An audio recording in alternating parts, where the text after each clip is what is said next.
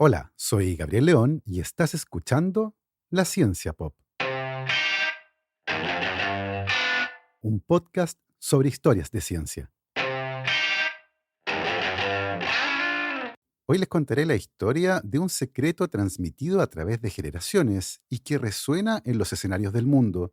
Ese relato nos llevará al descubrimiento de una llave microscópica que se abre y se cierra en silencio, transformando cada presión y cada roce en señales que el cuerpo puede entender.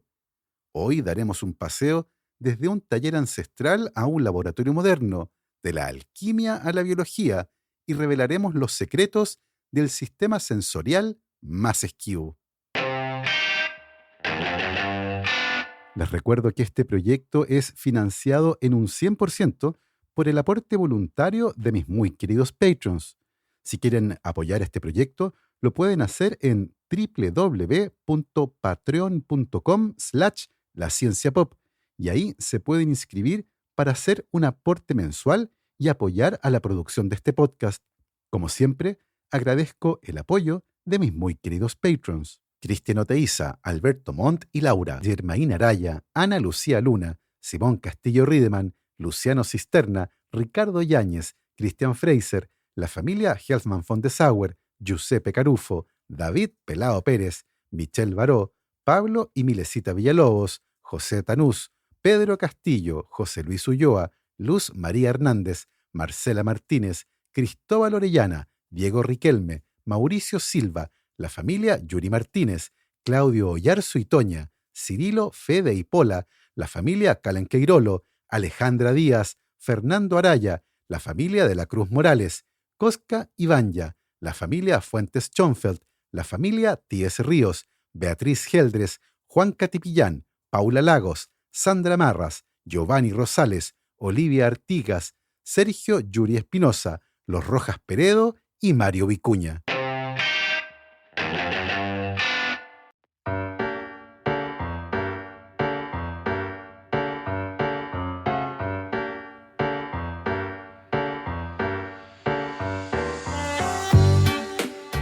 En la década de 1930, un joven baterista llamado Jim Krupa quería transformar el sonido de su instrumento.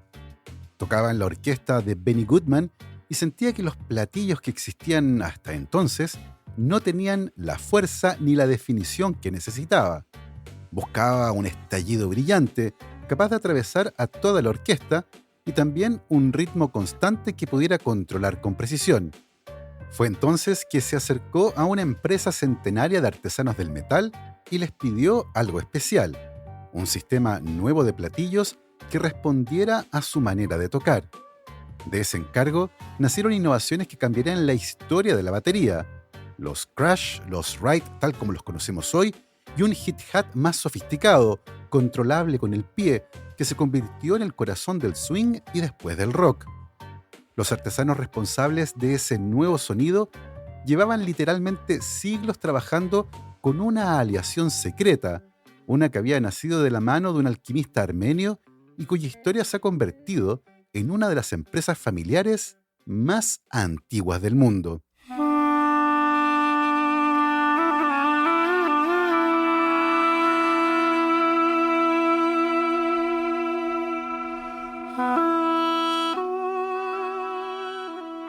Todo comenzó el año 1623 en Constantinopla, la capital del Imperio Otomano. Allí vivía un alquimista armenio llamado Avedis, dedicado al arte de trabajar los metales. En esa época, los alquimistas buscaban transformar las sustancias, purificar el mundo material y, de paso, hacerse un lugar en la corte imperial. Avedis descubrió una fórmula secreta para fundir cobre, estaño y pequeñas trazas de plata en una aleación única, capaz de producir un sonido poderoso y brillante cuando se golpeaba. No era un metal cualquiera, no se agrietaba fácilmente, resistía los golpes más duros y, sobre todo, vibraba con un timbre profundo y sostenido. El sultán otomano, impresionado por el hallazgo, le otorgó a Avedis un apellido honorífico: el hacedor de címbalos, que en turco es Siljan. Nació así un nombre que se transmitiría como un secreto familiar durante generaciones y que quedó asociado para siempre a los instrumentos de percusión metálicos más famosos de la historia. Avedis no solo recibió su ahora famoso apellido, sino que también protección y tierras, y se convirtió en proveedor oficial de instrumentos para la corte del sultán, donde los platillos eran parte esencial de las bandas militares conocidos como meter, las primeras orquestas marciales del mundo. Durante siglos, la fórmula permaneció como un secreto celosamente guardado, transmitido exclusivamente desde el padre al hijo mayor.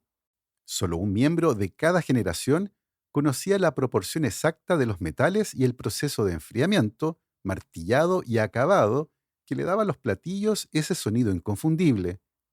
La familia logró sobrevivir a persecuciones y crisis políticas y siempre mantuvo el oficio.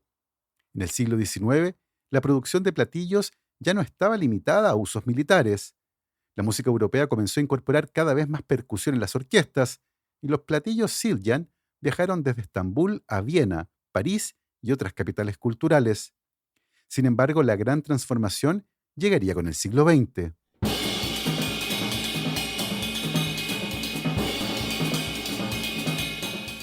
A comienzos de los años 1900, un descendiente de Avedis, llamado Avedis Siljan III, emigró a Estados Unidos, escapando de la difícil situación para los armenios en el Imperio Otomano.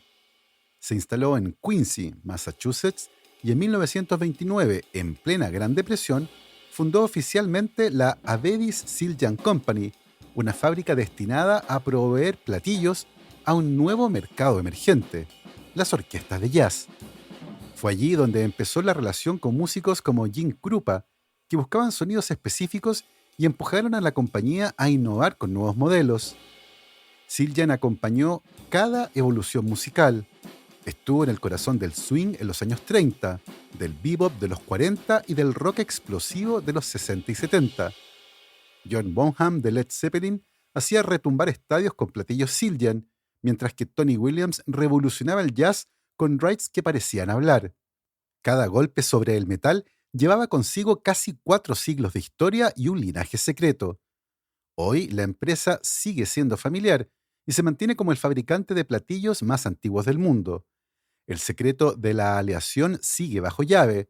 Solo un puñado de descendientes lo conocen y los moldes se siguen martillando a mano, combinando tecnología moderna con técnicas que provienen de los talleres otomanos del siglo XVII.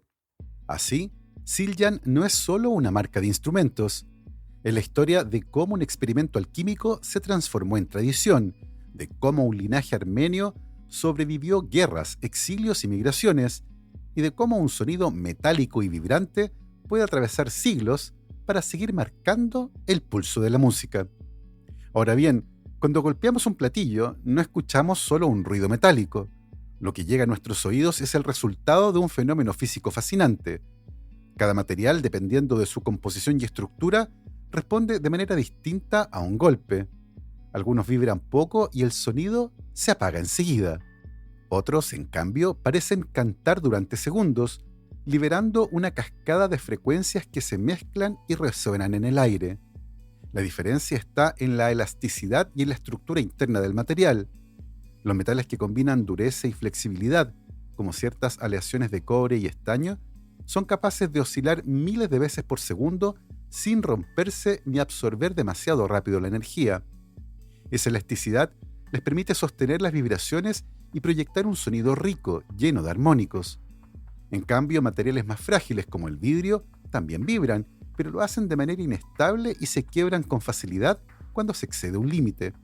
Además, la forma importa tanto como la sustancia. Un disco delgado y curvado como un platillo distribuye la energía del golpe hacia los bordes, multiplicando los modos de vibración. Por eso, un mismo platillo no produce un único tono, sino un abanico de frecuencias que se superponen y crean ese timbre complejo que asociamos con el jazz o el rock. En otras palabras, no es casualidad que algunos materiales suenan mejor que otros. Detrás de cada vibración hay física pura, átomos que oscilan, ondas que se propagan y estructuras que amplifican o apagan ese movimiento. Y cuando un artesano encuentra la aleación exacta, el grosor justo y la curvatura precisa, logra que un trozo de metal se convierta en música. Física que podemos sentir. Ahora bien, Cuando pensamos en los sentidos, solemos evocar primero a los más espectaculares. La vista, por ejemplo, que descansa sobre un mecanismo celular casi de ciencia ficción. En la retina, moléculas llamadas opsinas cambian de forma cuando capturan un fotón de luz. Ese simple giro molecular abre o cierra canales iónicos en la membrana de las células fotorreceptoras, y de ese movimiento de iones, pequeñas cargas eléctricas atravesando diminutos poros proteicos, nace la señal que el cerebro interpreta como colores, formas y movimientos. Ver es, en el fondo, un proceso eléctrico iniciado por un destello químico. El oído tampoco se queda atrás. En la cóclea del oído interno, las ondas sonoras mueven un fluido que hace vibrar minúsculas prolongaciones celulares llamadas cilios. Cada vibración dobla esos filamentos y al doblarse estiran compuertas moleculares que abren canales iónicos. De nuevo, el resultado es el mismo, una avalancha controlada de sodio, potasio o calcio que se precipita dentro de la célula, generando un impulso nervioso. Así convertimos el aire en música. El olfato y el gusto funcionan de manera similar y se trata de un mecanismo relativamente claro. Tenemos moléculas especializadas, proteínas que funcionan como sensores precisos y canales que traducen energía del mundo exterior en electricidad biológica. Son sistemas localizados en órganos muy definidos: el ojo, la lengua, la nariz y el oído. El tacto, en cambio, es un mosaico repartido por toda la superficie del cuerpo y más allá. Hay sensores de tacto en la piel, por supuesto, pero también en los músculos, en las articulaciones y hasta en las vísceras. Algunos responden a la presión sostenida, otros a un roce ligero, y hay también los que registran vibraciones rápidas y pasajeras. Son los que nos permiten diferenciar entre una superficie lisa y otra rugosa cuando pasamos la yema del dedo, o sentir el temblor de un celular en el bolsillo. Durante siglos, el sentido del tacto intrigó tanto a filósofos como científicos. Aristóteles, en su Tratado de Ánima, consideraba el tacto como el más fundamental de los sentidos, aquel que compartimos con todos los animales. Para él era la base de la vida sensorial. En el siglo XVII, René Descartes imaginó que en la piel había pequeños hilos que, al ser empujados, transmitían señales mecánicas directamente al cerebro, como si el cuerpo fuera un complejo sistema de resortes. Y ya en el siglo XIX, los fisiólogos discutían apasionadamente si el tacto era solo un sentido o un conjunto de varios sentidos, como presión, temperatura, dolor y vibración.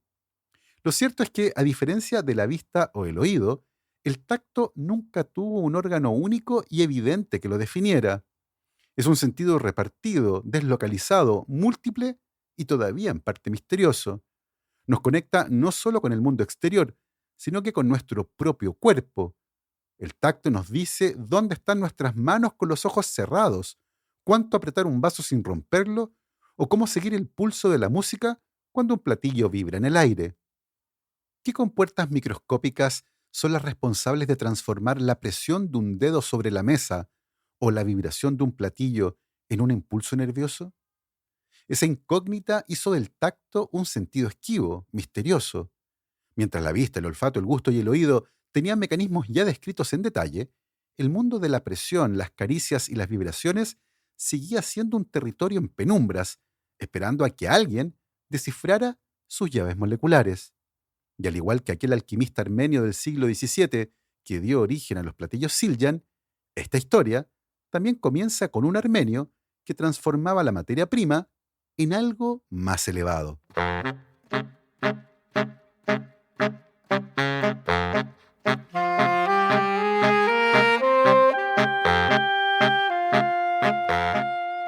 Sarkis Pataputian era contador de día, pero en realidad vivía entre las letras.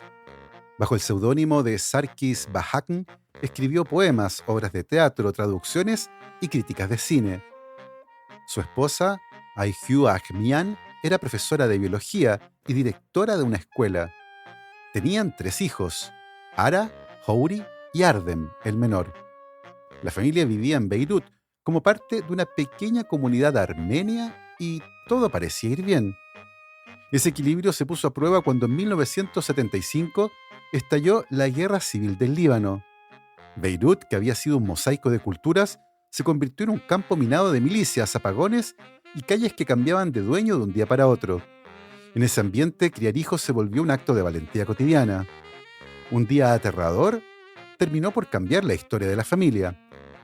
Arden Pataputian, el hijo menor, estaba estudiando en la universidad y vivía en Beirut Oeste. Luego de una fiesta, había pasado la noche en casa de un amigo al otro lado de la ciudad, en el Beirut del Este. Y a la mañana siguiente, mientras intentaba regresar a su casa y cruzaba la frontera que dividía la capital, escuchó disparos de francotiradores. Asustado, comenzó a correr, pero apenas alcanzó a entrar en Beirut Oeste, un grupo de milicianos lo detuvo. Para ellos, un joven corriendo a toda velocidad era demasiado sospechoso. Lo retuvieron durante horas y llegaron incluso a amenazarlo con dispararle en la rodilla para comprobar si sentía dolor. Según ellos, si no lo sentía, significaba que era un espía. Ardem, con una mezcla de ingenuidad y nervios, respondió que podía fingir que le dolía. Finalmente, los hombres lo dejaron marchar, pero la experiencia fue la gota que rebalsó el vaso. La familia, padre, madre y 3 hijos, emigró a Estados Unidos. Ya instalado en Los Ángeles, California, Arden Pataputian comenzó sus estudios en el Occidental College, una pequeña universidad en Los Ángeles. Allí se fascinó con la biología celular y la idea de que los procesos más fundamentales de la vida se deciden en escalas invisibles, en proteínas y canales diminutos que abren y cierran el paso a los iones. Se graduó en 1990 y luego fue aceptado en el California Institute of Technology, el famoso Caltech, donde hizo su doctorado bajo la supervisión de la investigadora Barbara Wald. Su tesis se centró en la diferenciación de las células musculares, un trabajo exigente que lo entrenó en la precisión y en la paciencia que la biología molecular requiere. Después de su doctorado, Pataputian hizo un postdoctorado en la Universidad de California en San Francisco, un entorno vibrante en neurociencia, justo en el momento en que la biología molecular comenzaba a iluminar los sentidos humanos con un nivel de detalle sin precedentes. Allí empezó a interesarse por una pregunta que parecía demasiado grande. ¿Cómo sienten las células las fuerzas mecánicas? A esa altura, todos los sentidos parecían tener explicaciones claras. Pero, ¿qué pasaba con la presión de un dedo sobre la piel o con la posición de una pierna al caminar? Esa era la gran incógnita. En el año 2000, Pataputian se unió al Scripps Research Institute en La Joya, California, donde formó su propio laboratorio, y fue allí donde inició la búsqueda de las llaves moleculares del tacto. El momento decisivo en la carrera de Arden Pataputian no fue un destello repentino de inspiración, sino un experimento largo, complejo y casi obsesivo.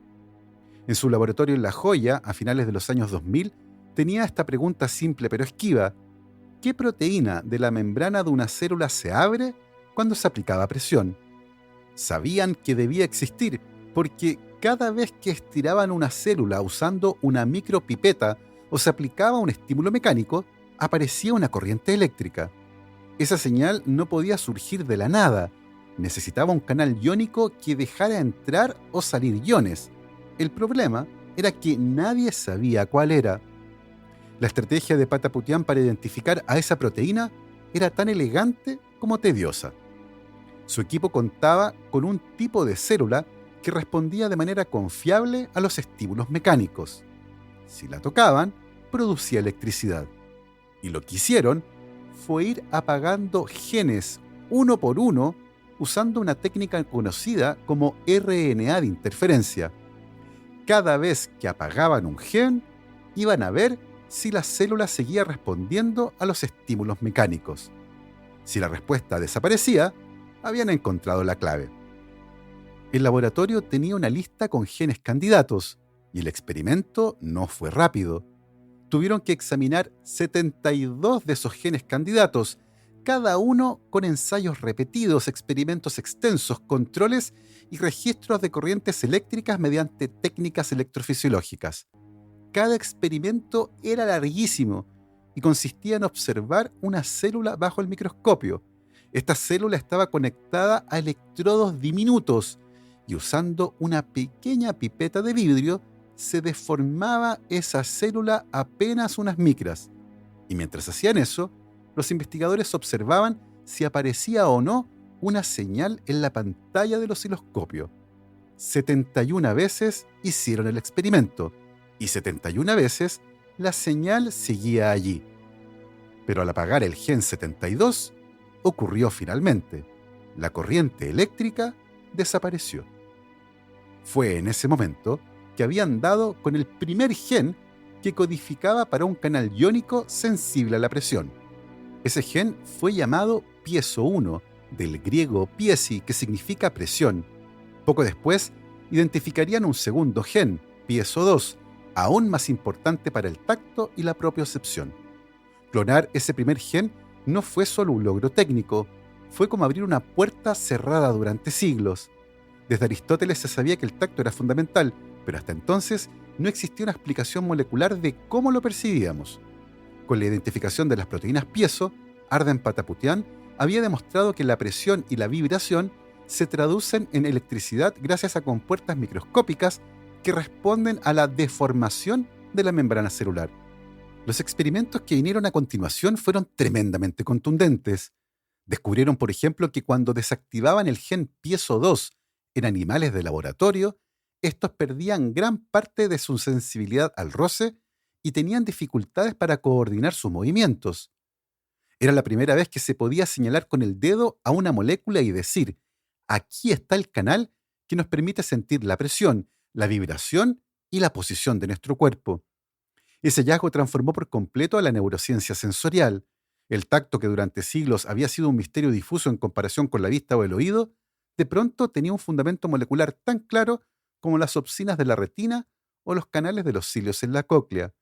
La mecanosensación dejó de ser una caja negra para convertirse en un campo fértil de investigación. Las implicancias médicas también fueron enormes. Comprender cómo funcionaban los piezo permitió explorar nuevos enfoques para tratar el dolor crónico, investigar enfermedades neurológicas ligadas a la pérdida de propiocepción y estudiar funciones vitales en órganos internos que dependen de la presión, como el corazón, los pulmones y los vasos sanguíneos. En conjunto, el trabajo de Pataputian cambió nuestra manera de entender el tacto. Dejó de ser un sentido misterioso y disperso para revelarse como un sistema exquisitamente organizado, con compuertas moleculares específicas que traducen la presión del mundo exterior en la electricidad que alimenta nuestra experiencia del cuerpo. El descubrimiento de los canales piezo no solo explicó cómo sentimos la presión en la piel, reveló algo aún más profundo: cómo nuestro cuerpo sabe dónde está en el espacio. Esa capacidad, llamada propiocepción, es tan natural que rara vez pensamos en ella. Hagan el siguiente experimento. Cierren los ojos y tóquense la punta de la nariz con el dedo índice derecho. No deberían tener problemas, pero el mecanismo que explica esa exquisita precisión con respecto a nuestra posición en el espacio era completamente desconocido. Esa percepción precisa de nuestro propio cuerpo es tremendamente importante. Después de todo, sin mirar, ¿cómo sabemos si una rodilla está doblada o estirada? ¿O cuánto debemos contraer un músculo para sujetar un vaso sin romperlo? Los experimentos con piezo 2 lo dejaron claro. Este canal iónico está presente en las neuronas sensoriales que se ramifican en los músculos, articulaciones y la piel. Cuando esas fibras se estiran o se comprimen, piezo 2 se abre y deja pasar iones, generando impulsos eléctricos que viajan al cerebro. Esos impulsos son el mapa interno que nos dice dónde estamos y cómo nos movemos. Sin piezo 2, ese mapa se borra. Animales en los que se inactiva este canal pierden la coordinación, no pueden caminar con normalidad y tienen dificultad para ajustar la fuerza de sus movimientos. En humanos, mutaciones en el gen piezo 2 producen síntomas raros, caracterizados por torpeza motora y una desconexión casi total con la posición de nuestro propio cuerpo. De pronto, lo invisible se hizo tangible. La propiocepción depende de una compuerta molecular que se abre y se cierra con cada estiramiento de nuestras células. Así, el trabajo de Arden Pataputian mostró que no solo sentimos el mundo exterior, sino también a nosotros mismos gracias a estos pequeños porteros iónicos que convierten la mecánica del cuerpo en un lenguaje eléctrico. El caso de los humanos con mutaciones en el gen piezo 2 es particularmente intrigante. Los médicos describen a estos pacientes como si vivieran en un estado de desconexión permanente.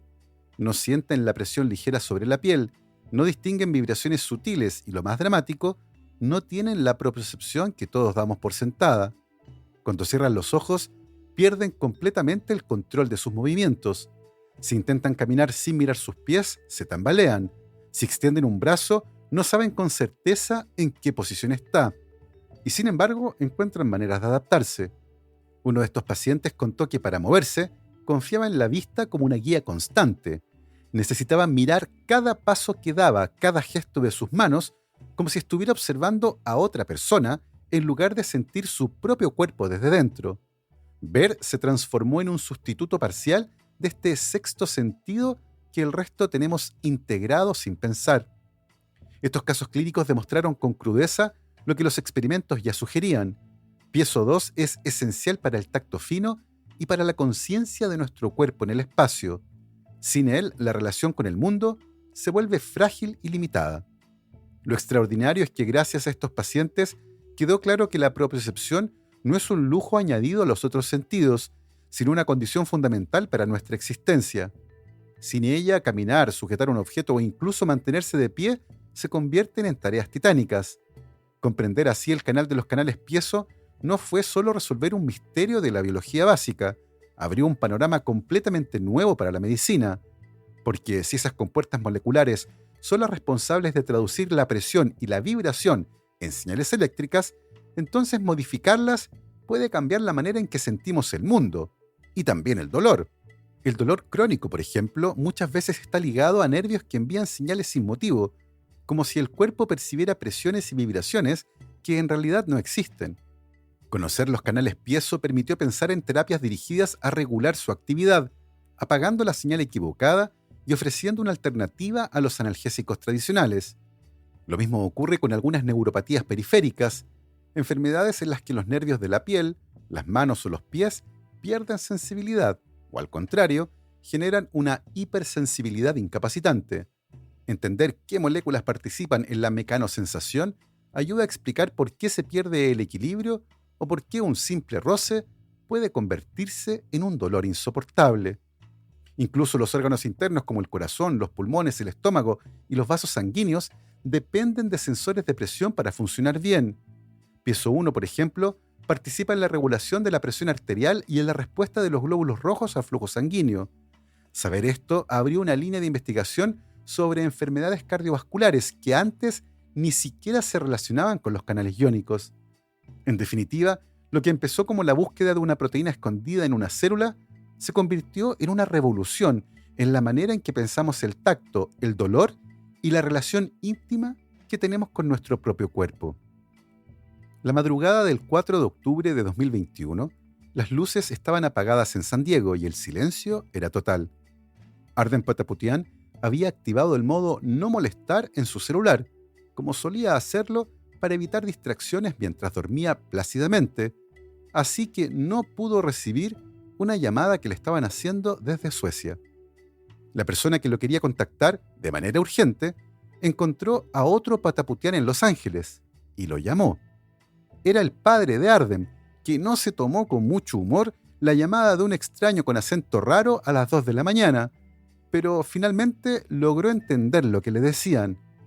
Acto seguido, el padre llamó al hijo, y como estaba entre los contactos favoritos, su llamada sí llegó a los oídos de Arden. Con voz temblorosa le dijo: «Hijo, creo que ganaste el premio Nobel».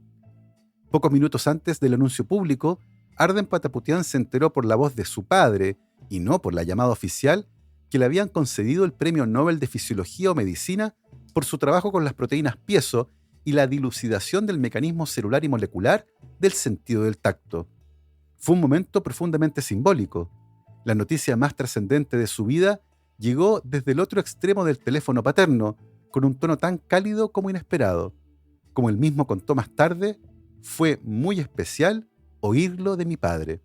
El comité reconocía en él al hombre que había descifrado las bases moleculares del tacto y la propiocepción, esos sentidos tan esquivos que durante siglos habían quedado en la penumbra de la biología. Para alguien que había crecido en un Beirut desgarrado por la guerra, hijo de un poeta armenio y de una profesora de biología, aquel momento fue también una confirmación íntima de que la curiosidad podía abrirse paso incluso en medio de la adversidad. Pero claro, la ciencia nunca se detiene. Después de identificar los canales piezo y demostrar su papel en el tacto y la propiocepción, las preguntas de Arden Pataputian se han desplazado hacia terrenos más amplios. ¿Cómo participan estos sensores en funciones vitales más allá de la piel y los músculos? ¿Qué papel juegan en órganos internos como el corazón, los pulmones o los vasos sanguíneos? ¿Se puede aprovechar este conocimiento para desarrollar nuevos tratamientos contra el dolor, la hipertensión o las enfermedades neurológicas? Hoy su laboratorio sigue buscando esas respuestas, porque si algo caracteriza a la carrera de Pataputian, no es solo haber resuelto un enigma antiguo, sino haber abierto una puerta a decenas de nuevas preguntas. Y eso en ciencia se parece mucho a la poesía que escribía su padre. Cada respuesta ilumina un verso, pero también invita a seguir leyendo la estrofa siguiente. Al final, lo que une a todas estas historias es la vibración. Desde el alquimista armenio que en el siglo XVII descubrió una aleación capaz de cantar bajo los golpes y que dio origen al apellido y a los platillos Siljan, hasta el científico armenio que 4 siglos después reveló cómo nuestras propias células escuchan la presión y el movimiento, hay un mismo hilo conductor. Un golpe de baqueta sobre el metal hace que la aleación resuene y esas ondas viajan por el aire hasta encontrar nuestro cuerpo. Allí, con puertas moleculares invisibles, se abren y se cierran con cada oscilación, transformando la física en electricidad y la electricidad en experiencia. De un taller de metales en Constantinopla a un laboratorio en California, la pregunta ha guiado a artesanos y científicos. ¿Cómo convertir la vibración en algo que puede sentirse, compartirse y vivirse? El eco del platillo y el murmullo de un canal iónico son, en el fondo, la misma historia, la de un mundo que vibra y la de nosotros, los humanos, aprendiendo a escuchar y sentir. Así, hemos llegado al final de esta interesantísima historia. Espero que la hayan disfrutado. Yo me despido, como siempre, agradeciendo el apoyo incondicional de mis muy queridos Patreons: Paola Oyarzún, el artista Ariel Guerrero, Rhonda Butler, Bruno Gisling, Silvana Cartagena y Gabriel Chimino, Andrea Méndez, Guillermo, Sebastián y Celeste Acuña, Edu Arnelo, Mr. Corner, Juan Francisco San Martín, Juan Pablo Cortese, Gail Jewell, Javier Ocaranza, J. Pérez, Matías Ichay, la familia Verdugo Enríquez, Andrés Arias, Martina y Gaspar Fernández, César Antonio Cid, la familia Moya Velázquez, Liliana Guzmán, Jordi Torras, Katia Ramírez, Rolando Cosio, Víctor Bucarey, Julio Serrano, Javiera Castro, Wolfram Gurlich, la familia Gallegos Iturriaga, Maricruz Ormeño, Los Piñones Guísica, Playita Restobar Guanaqueros, Joel Moya, Rodrigo Salas, Luciano Santana, Alecito Enríquez, Tumbo y Aceituno Crisóstomo, Manguito, Daniela Millavil, Carlos Schwarzenberg, Jonathan Ramírez, Claudio Fuentealba, Mark Rolk, Karina y Agustín Valenzuela, Laura Carrasco, Martina y Julieta Moscoso, La Cervecería Intrínseca, la profe Lorena Bravo, Gaspar y Ray Bravo, Declan Kerr, Maida Bofil, Chalo y Katia, Alfonso y Esteban Maureira y la familia Hurtado Varela. Nosotros nos volvemos a encontrar el próximo viernes. Que esté muy bien, cuídense mucho, lávense las manos y por supuesto, que la ciencia los acompañe.